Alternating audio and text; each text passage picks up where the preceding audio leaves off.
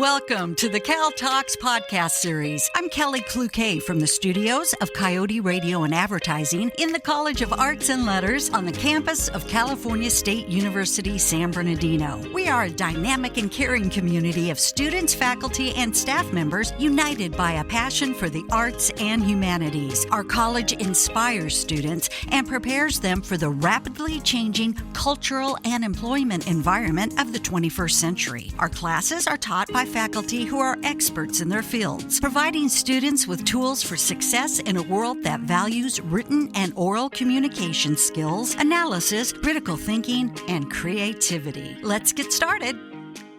On this episode, we're spending time with Dr. Erin Hall, the Department of English here at CSUSB, and welcome. Thanks so much. When you were growing up, what was your dream job? Good question. I don't remember really specifically, but I know I was interested early on in teaching of some kind. I taught swimming lessons as a teenager. I always kind of wanted to be in like a helping kind of profession. But I was more interested, I would say, not so much in like English teaching as maybe something like translation or interpretation. I was always really interested in other languages. So I thought maybe I'd be a language teacher or a translator or something like that. I was going to ask you when you said that as a kid being interested in other languages. So one of the goals somewhere out there was to be an English professor. I mean, yeah, I always liked English class, but probably French was my favorite. I grew up in Canada, so we start learning French pretty early, and I always really loved learning French. All across Canada now, you can get education in French, like you'll take French classes in school and have the opportunity to do like French immersion. Now, you talked about growing up in Canada. How different is college in Canada compared to the United States? I'd say overall, it's pretty similar. Some differences. One is that our semesters are a bit shorter. So 15 weeks here. I was used to a 12-week semester in Canada. So that's a little different. Probably the main thing, though, is grading. So in Canada, an A is 80% or above, whereas here it's 90% or above. So that was a big change for me to get used to that grading system.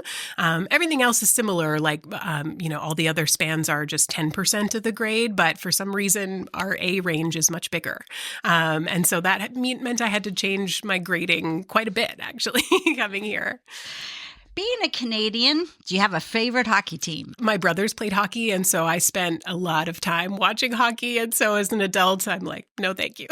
But I suppose at heart, I guess I'm a Leafs fan from being from Toronto. But I also lived in Vancouver for about 10 years and enjoyed watching the Canucks when I was there, too. So one of those two teams. Do you like any other sports? My favorite, what I'm really into is like swimming and surfing. I love those kinds of sports. So California is a wonderful fit for me.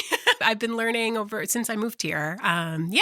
Where are the beaches you like to go? I live in LA, so I'm a little closer than I could be from here. I usually go to a beach called Rat Beach right after Torrance. So yeah, that's a nice, friendly, beginner-friendly kind of beach.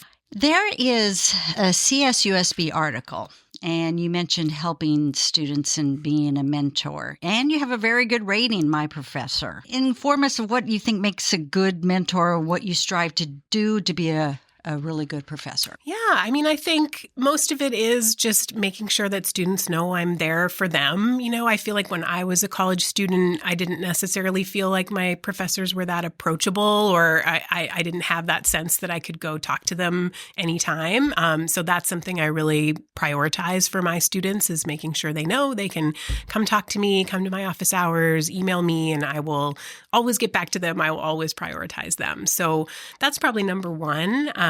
I think also because I was the first person hired for speech language pathology specifically, that kind of set me up in a mentorship role right away, that students who were interested in that field, I was really the only person for them to talk to. So it gave me a lot of really good early experience in helping students on this new path.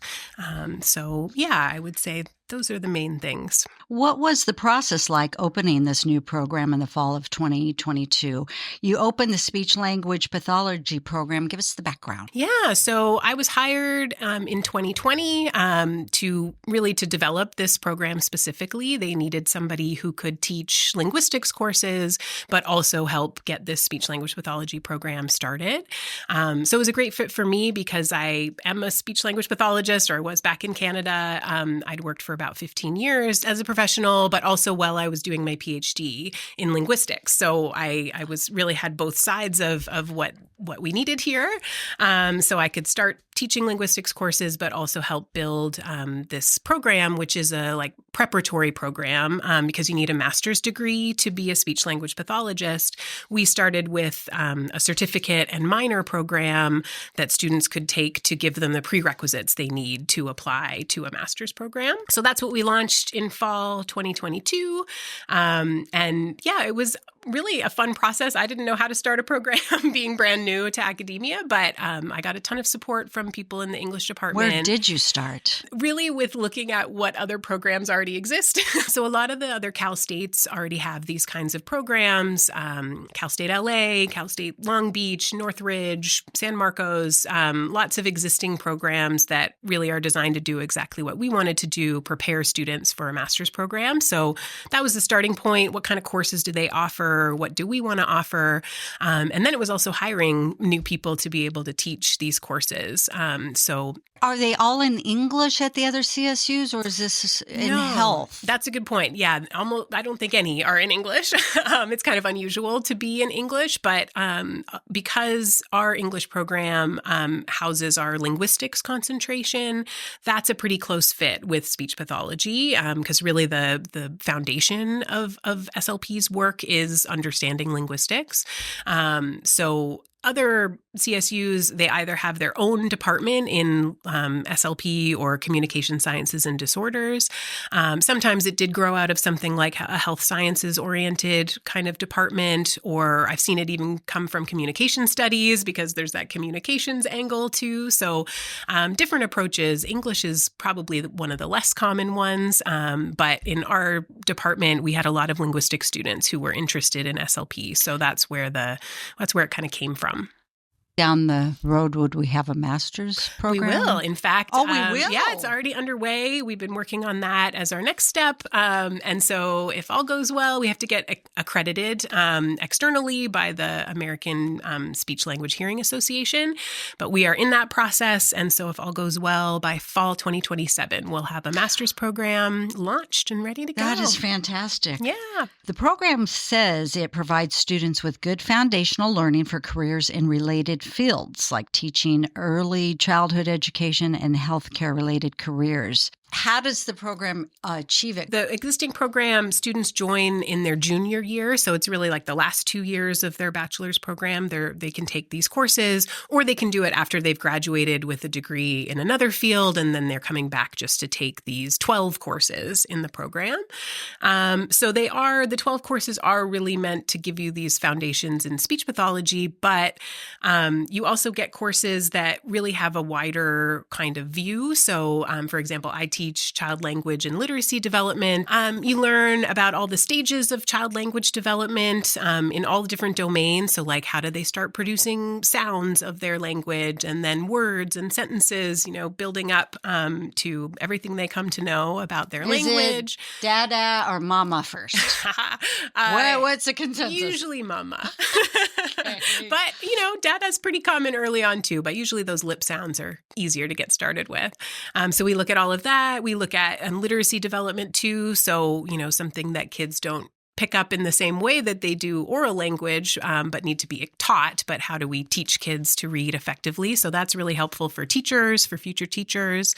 We get a lot of liberal studies students who take that course to be prepared for teaching or early childhood education. There's also for people interested in healthcare more broadly, there's a course in neurogenic communication disorders for people who've had brain injuries or strokes, various kinds of brain-related communication disorders. So that could be helpful for, nurses, doctors, anybody who's interested in healthcare in general. What else? There's a voice course, an introduction to voice disorders. So that is applicable, again, not just to SLPs, but to people who might be interested in theater or are singing, right? And who want to know more about how the voice works. So yeah, I think it's a really good program, of course, specifically for people who want to get into speech language pathology, but there's definitely broader applications too. People who might be interested in physiotherapy. We have some students who are kinesiology students, but who minor in speech pathology as well. People who might be interested in like occupational therapy, working more with motor skills. It's still just really useful to know more about development in general. Switching to personal information, what are your outside hobbies and interests? Well, I love swimming. I love surfing. Those are probably my biggest hobbies that I try to do outside of work. I'm learning Spanish at the moment. I'm taking Spanish at CSUSB. I'm in my second semester, so that's been really fun. Learning languages in general, but also it's obviously really useful for this particular place. Are you fluent in French? I was. I'm not really anymore because I just don't use it. But I definitely loved learning French in school, and I made an effort in college, too, to take a lot of French classes, spent some time in Switzerland where I could use it more regularly, but now it's been a pretty long time. Out of the blue, if you could reincarnate as an animal and you had the choice, what animal do you choose and why?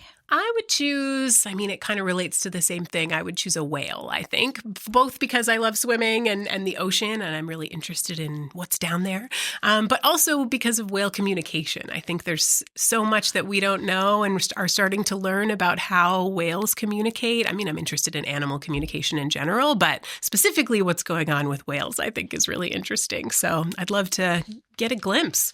If you had to delete something from ever existing, what would you choose out of these options? Music, transportation like cars, bus, planes, the internet, movies, or TV shows? It's just gone, never existed. I love this question. I think I kind of have two answers, if that's okay. The internet, I think, for everyone's mental health might be better if we had never had it. Of course, it has a lot of advantages now that we do have it, but that might be number one. But I do also have an issue with cars in general. I think I often think, what would happen if we just didn't prioritize cars so much? I love transportation. I love to be able to go places, but I wish we had better public transportation, more trains. Unfortunately, we've gotten so tied to our cars and our individual kinds of transportation. And so often I think, what would it be like, Japan with its trains or Europe with just more accessible kinds of public transit? Yeah. That's what I wish for. We've been spending time with Dr. Erin Hall, professor in the English department here at Cal State San Bernardino. And thank you so much. Thank you. It was great. Glad you could join us for another episode in the Cal Talks podcast series. From Coyote Radio and Advertising in the College of Arts and Letters, I'm Kelly Cloquet on the campus of California State University, San Bernardino.